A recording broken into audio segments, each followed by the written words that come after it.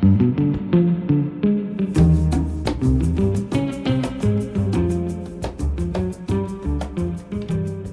to Faculty Voices. Ricardo Hausmann is the founder and director of Harvard's Growth Lab and the Rafik Hariri Professor of the Practice of International Political Economy at Harvard Kennedy School.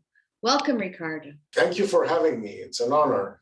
When I first asked you to Faculty Voices, it was to talk about the post-COVID recovery period and the economic future of Latin America. I was thinking in terms of the havoc wreaked by the pandemic with massive destruction of jobs and life. But as you pointed out, there are so many factors that will shape Latin America's economic future, such as the crisis in Ukraine, the global inflation, decarbonization. We're going to touch on all those factors towards the road toward recovery. But first of all, I'd like to ask you a bit about the direct and indirect impacts of COVID. Latin America had some of the worst total lockdowns, perhaps in the world. Could you tell us a bit about what were the direct and indirect impacts of those lockdowns? Let me start by saying Latin America had a horrible year 2020. 2021 was much more positive.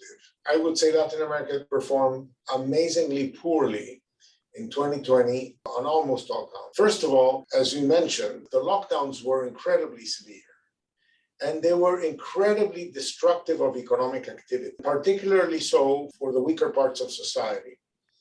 But they were particularly ineffective. So it's not that the lockdowns delivered surprising results on the pandemic side. Infection rates remain amazingly high and mortality rates remain amazingly high. Now, there are a couple of ways in which it did a little bit better. It was for the first time, it was able to engineer a counter-cyclical economic policy to buffer the downturn. And it was able to do so with both fiscal and monetary instruments. It was able to increase the fiscal deficits, to spend more money in the pandemic, and to relax monetary policy. Not everybody. Obviously, Ecuador had no space to do so. But in general, I would say that vis-a-vis other crises where Latin America was forced to tighten up fiscal and monetary conditions because it had lost confidence in market access during the crisis, here markets were supportive. So good macro framework paid off. But it was poorly invested in a bad health policy, both in terms of lockdowns and in terms of the capacity of the health system to withstand the shock. Now, having said that, I would say 2021 was surprisingly good, both economically and epidemiologically. And now, while China is in lockdown, Latin America is in a recovery phase. Many of our listeners are not economists, Ricardo. So could you explain a little bit about this concept of countercyclical? Very simply, you would want economic policy, macroeconomic policy, to act as a stabilizer. So when things are doing poorly, you want to stimulate the economy. And when things are overheating, you want to slow it down so that the government compensates what's happening to the economy. In previous instances, this was impossible to do. So, for example, during the Asian financial crisis and the Russian financial crisis, the economy would go into a downturn, and the government, instead of helping the economy by stimulating the economy with government spending and with lower interest rates, the government was forced to consolidate because the markets got scared and they couldn't issue bonds, they couldn't borrow. So they were forced into cutting down spending, raising interest rates in a bad time, in a crisis. So they were accentuating the crisis. And then obviously when the crisis would stabilize, they would say, okay, now we can relax, or we can lower interest rates and spend. So they were expansionary in the expansion and contractionary in the contraction. They were amplifying the cycles. This time, they were really able to engineer something that looked quite counter-cyclical in the sense that they would stimulate the economy when the economy was in a downturn. And they were able to finance that. They were able to convince markets that they were good for the money. And this was not just the Chiles and the Perus, the Colombias of this world, but this was true for the El Salvadors, for the Honduras, for the Paraguays of this world.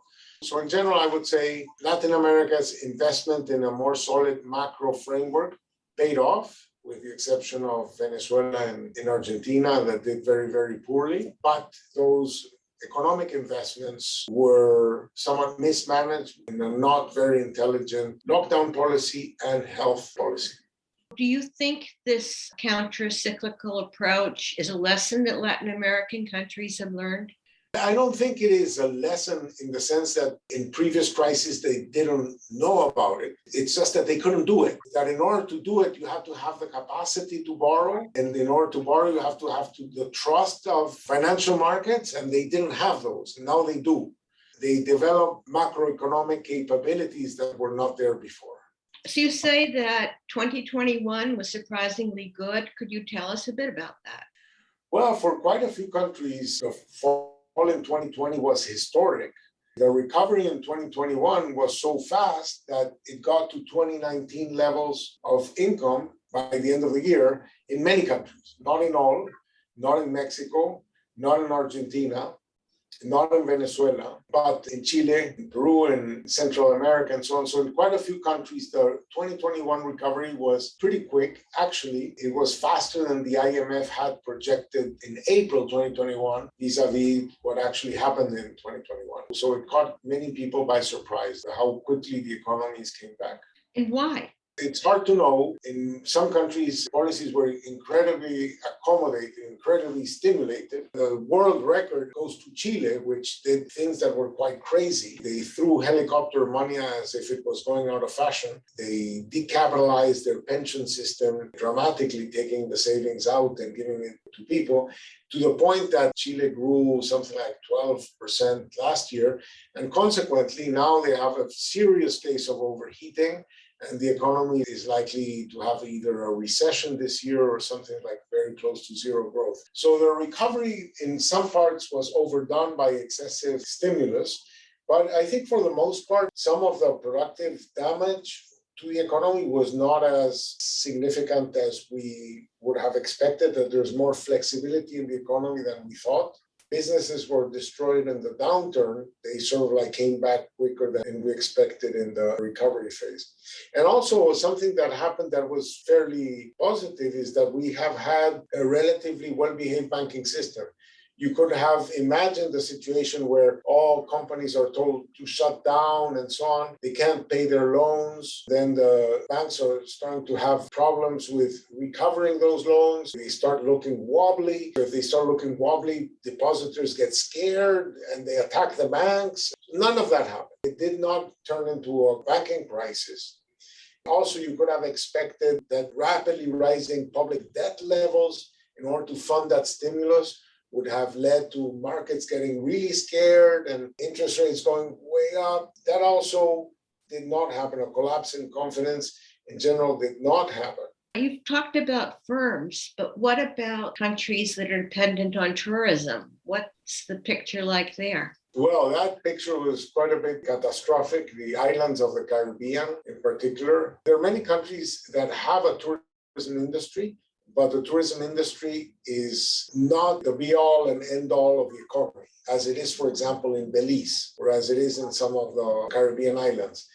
Even in the Dominican Republic, that has a huge tourism sector, the economy did relatively well, surprisingly well, for the magnitude of the shock to tourism. The shock to tourism was huge, but Dominican Republic has a manufacturing sector, manufacturing did well, has an agricultural sector. The Dominican Republic, I thought, did much better than I thought it was going to do. Is it causing any of these countries to rethink how they do tourism, or if they do tourism? I would say no. I think that everybody is hoping for the return of tourism, and it's returning. And we're still not at 2019 levels, but it's returning. And it's very hard to replace tourism in many of these places with other things that generate as many low-skilled jobs as tourism does, and so much economic activity. In a 2007 co-authored paper, you wrote "What You Export Matters." So, looking at the pressures on Latin American, Caribbean countries recovering from COVID, now feeling the impacts of the Ukraine crisis and decarbonization, is that statement still true? Does it still matter what you export?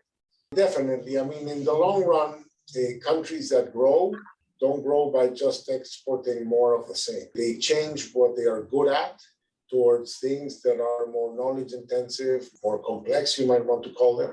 Those trends have been happening in some Latin American countries and not others. So, for example, Costa Rica went from exporting coffee to exporting textiles to exporting electronics to getting Intel to medical devices and now IT, etc. So they were able to significantly change what economists call their areas of comparative advantage, which is just a fancy way of saying what they're good at.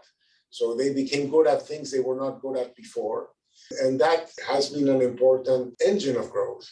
In many other countries, take the case of Colombia, they used to export coffee, then they moved into oil and coal, and there's very little else that grows on the export basket of Colombia. I chaired a presidential commission last year to look at ways in which we can dynamize the way in which Colombia connects to the world. And this, by the way, is in spite of a free trade agreement with the US, in spite of the Pacific Basin Trade Association with Mexico, Peru, and Chile. So there's many countries. I would even put Peru in that basket, Chile in that basket, Brazil in that basket, Argentina in that basket, where what they're exporting now resembles enormously what they were exporting 30 years ago. It's all very natural resource based with very little technology. I'll make the exception of Argentina. Argentina has a very big role in agro-tech, in developing technologies that have made them better at agricultural products than anywhere in the world. Those technologies have diffused not only to Uruguay and to Brazil. And now there's a lot of interest in those technologies in Africa and other parts of the world. By the way, it's because of policies that have made a bet on the role that science and technology can do for economic growth. In particular, in the case of Argentina, it has paid off big time. Important companies like Bioceres, Los Globo, etc., that are important agro-tech companies that have mixed our natural comparative advantage with knowledge to do things that were undoable before and to do things that were doable before but dramatically better. Do you think that this COVID crisis has accelerated that process? No, actually. I think that it's in spite of COVID. One of the things that is really important for knowledge creation and so on is moving brains. I have done a lot of research on the role of human mobility for technological diffusion and so on. I even published a paper last year on the role of business travel in generating technology adoption, productivity increases, jobs, and exports. We shut down business travel, right? The pandemic has made it harder to put brains together, to innovate. And many of the stories I just mentioned in Argentina are pre-COVID. Okay, now I'm getting really confused because I heard you talk about telework and what the pandemic had given us in terms that learning that we don't have to be in a physical place. That sounds like a contradiction to me, and I imagine it's not, but could you explain it?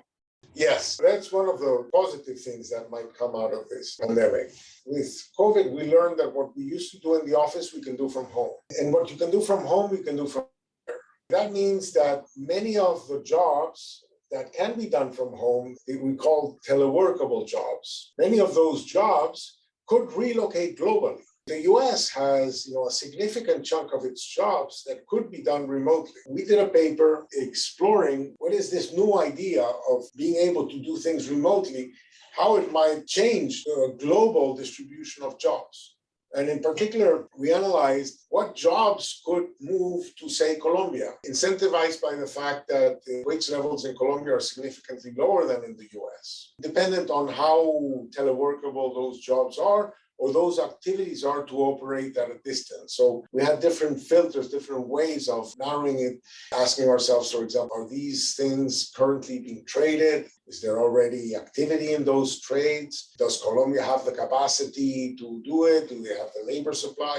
Is the wage differential there to encourage it? I'm very optimistic that this is going to be a potential engine of growth. This is more of simply doing tasks remotely.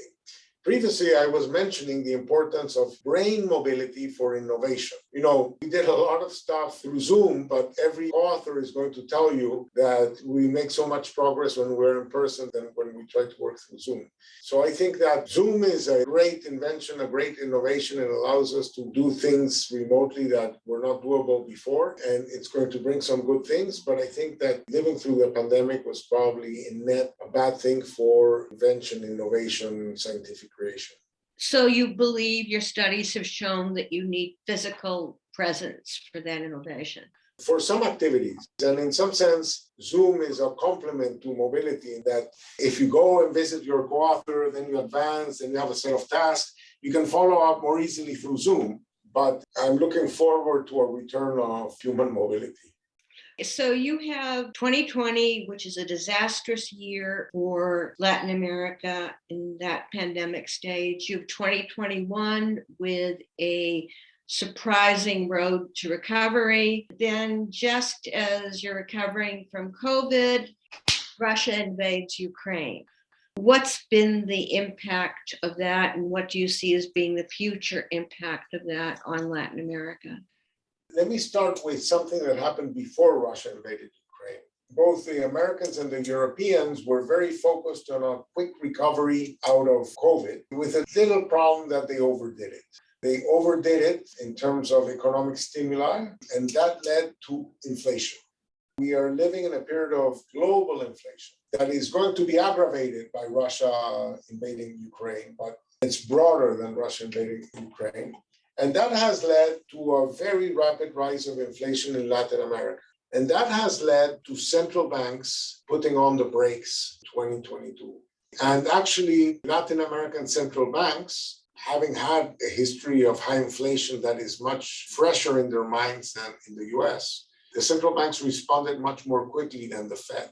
The Fed, everybody perceives, is way behind the curve, in the sense that they had interest rates close to zero when inflation reached 9%. And they're barely hoping to bring interest rates to something like 2.75% by the end of the year.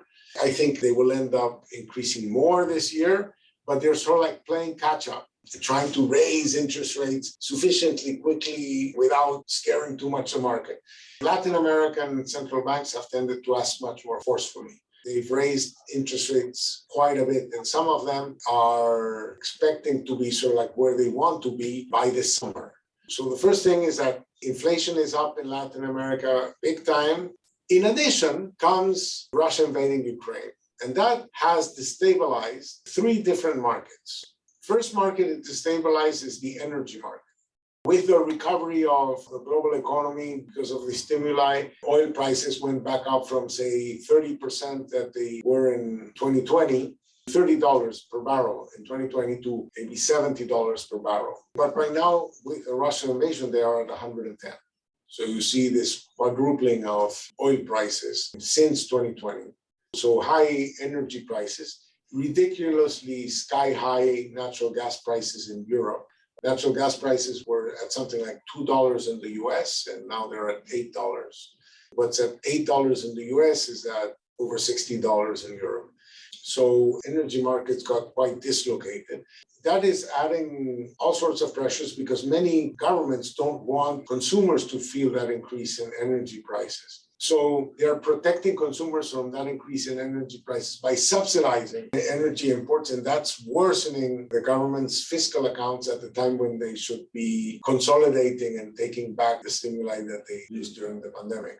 So energy is one thing. Food and metals are another thing. Metal prices are way up.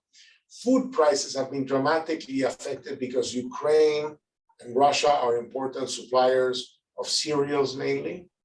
The war and sanctions also impacted Russian exports of fertilizers. Russia is a big global producer of fertilizers with 20-some% of global supplies. We use natural gas to make fertilizers, and they have a lot of it, so they developed that industry a lot, and now that industry is not producing as much as before, so there's a shortage of fertilizers around the world. That's hurting countries that need those fertilizers to sustain their agricultural production. It's probably going to lead to agricultural problems in the next few crops. But these sets of shocks hit Latin America in very heterogeneous ways. There are some countries that are energy exporters, so for them it's good news. There are some countries that are food exporters, for them it is good news. There are some countries that are major fertilizer importers, and for them it's bad news. There are some countries that are energy importers, and it's bad news, and so on. In many countries of South America, I would say that the net shock is positive, not negative, but in a context where they're importing a lot of global inflation. So it's not that they're getting poorer because these things went up in price. Many of them are getting richer because these things have gone up in price. So a country like Colombia makes more money out of oil. A country like Peru and Chile make more money out of copper. A country like Argentina makes more money out of their food exports. And a country like Brazil makes more money out of everything: oil, minerals, and food. They're struggling with the fact that they don't have enough fertilizers to sustain their current level of production. Central America is the opposite. They import the energy, they don't produce the minerals, they need the fertilizer, so for them it's bad shocks. The US is slowing down, remittances might slow down in the US. So for Central America, it's more challenging. For South America, it's more about inflation management. For Central America, it's more than just inflation. It's also bad shocks that make the countries poorer. In terms of the countries which produce energy, which produce food, do they have the capacity to respond to an increase in demand? Well, it's a good question whether they have the capacity and whether they want to. As you know, one of the big debates I see coming in Latin America, and to some extent it's there already in Chile, is the idea that if the world is going to decarbonize, it's going to need to electrify. And in order to electrify, it needs metals. And the metals come from mining. And that's why prices are high, because demand is high. Demand is high because everybody wants electric cars. Electric cars means that you're not going to use fuel oil, you're going to use more electricity. So you need more electricity production, more electricity transmission, more electricity distribution. All of that uses metals. And who produces the metals of the world? Well, Latin America produces a lot of them. So you would want Latin America to make a contribution to the decarbonization of the world by expanding its mining sector. But mining has a bad reputation in Latin America. It's socially very controversial. There have been environmental NGOs that have been organizing against mining and so on. Vice President of Peru being associated with a radical anti-mining position. So the largest mine in Peru is shut down. I think that in some sense, Latin America has the geological capacity to expand supply. It has the technological capacity to expand supply. It doesn't have the political consensus to expand supply. And in some sense, we need a debate between environmentalists, because climate change has to do with carbon emissions. If we want to save the atmosphere, we need mining, and mining hurts the earth. So there's a trade-off between saving the atmosphere and saving the earth. That's the debate between environmentalists. What's the right balance between saving the earth and saving the atmosphere? We wish we could save both, but now mining is required to save the atmosphere, but it hurts the earth. Where do you stand personally on this subject? I think that we need to make mining consistent with environmental sustainability, but we need to continue mining. Otherwise, we're going to be cooked in this earth. We won't be able to move out of carbon. What does it mean for mining to be environmentally sustainable? It means that you have to worry a lot about the environmental impact of your activity, that you want to have very responsible management of the water. You want to have very responsible use of energy. There are ways of minimizing the environmental impact of mining. I think that we don't do it. The Australians will do it. The South Africans will do it. The Africans will do it. The Americans will do it. The Russians will do it. We're not going to stop the expansion of mining. We're just going to lose our market share. What about oil production? The world needs to reduce its oil production. If the US cuts its oil production, that triggers price increase, which stimulates others to increase production so that there's no reduction in global production. The US might have cut production. It doesn't stop global warming. For the world to stop global warming, total world production of oil and gas has to start coming down. Now, where that happens, it doesn't matter. The atmosphere doesn't care who emitted the CO2, it just cares how much CO2 was emitted. So I think we face a strategic opportunity right now to have the bulk of the production cut happen in Russia. The average cost of oil production are dramatically lower than current prices. People who make oil make a lot of money in general. And there are some people who use the money that they make out of oil to invest in education, healthcare, infrastructure, whatever. And other people use that money to invade their neighbors.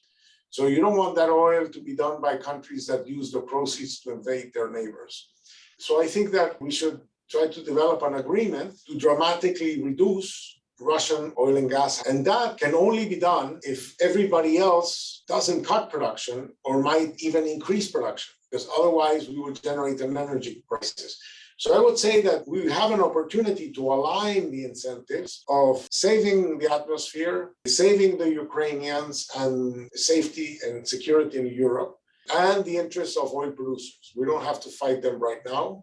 We can fight them later. But in the meantime, it means that Colombia, Brazil, and so on have a few more years of oil production that is compatible with a path to decarbonization, because the bulk of the effort, the bulk of the production reductions should happen in Russia, and the West can make it happen in Russia by cutting their access to finance, by cutting their access to technology, and by cutting their access to markets. In short, I would say our contribution to global stability and to decarbonization has to be the fact that we're reliable energy suppliers, expanding mining suppliers, and that those things are good for the world and good for Latin America. You talked in terms of decarbonization. Something I've never thought about is that sun and wind are geographically located, whereas fuel oils can be sent here and there. Could you expand a bit on that idea and say how it pertains to Latin America? You know, one thing that happened with oil, and not so much with natural gas, and was not the reality of the world before, is that oil is incredibly dense energetically. Per unit of volume and per unit of weight, it is amazingly full of energy. And as a consequence, that makes it super cheap to transport. And because it's so cheap to transport, you can send it to whichever country is energy poor at a marginally higher cost because of transportation. As a consequence, energy-poor countries specialize in energy-intensive products. Said differently, China, South Korea, Japan could be good at steel even though they were energy-poor. Steel is a very energy-intensive product, requires a lot of energy to make steel, and you can make it competitively in those countries because they can import the energy. Renewable sources of energy are very local in where they occur, in the same way as oil is very local, but it's costly to transport. Electricity is costly to transport long distances. It's impossible to transport cross oceans. If you don't want to transport the electricity, you can make it into hydrogen, but hydrogen is super expensive to transport. If that's not enough, make it into ammonia, but you lose a lot of energy making the ammonia with the electricity and so on. In the end, the electrons come at a certain price, but if you try to transport them, they become much more expensive. As a consequence, it makes sense to locate energy-intensive activities close to these green sources of energy. The steel industry will have to move out of these energy-poor countries into countries that are richer in renewable energies. And that opens up opportunities for some value chains to relocate potentially to Latin American countries. And we see a lot of activity in the north of Chile They have this fantastic place that has both a lot of sun and a lot of wind, Atacama Desert. They are thinking of producing green hydrogen. Take water and split the water molecules to make hydrogen and liquefy the hydrogen, sell the hydrogen, or transform the hydrogen into ammonia, sell the ammonia. But they'll realize soon enough that if they have so much energy back there, they might as well use it there, not just transport energy, but use the energy there. So I think it can generate new sources of growth for Latin America. So it's time to bring out your crystal ball. Are you optimistic or pessimistic about Latin America's future, economic future in 5 years? And what do you think economically the region will look like in 10 years? Well, I think that right now Latin America is changing politically. The pandemic is likely to lead to a desire to change governance teams, change political parties. And that means that the governments are moving towards the left.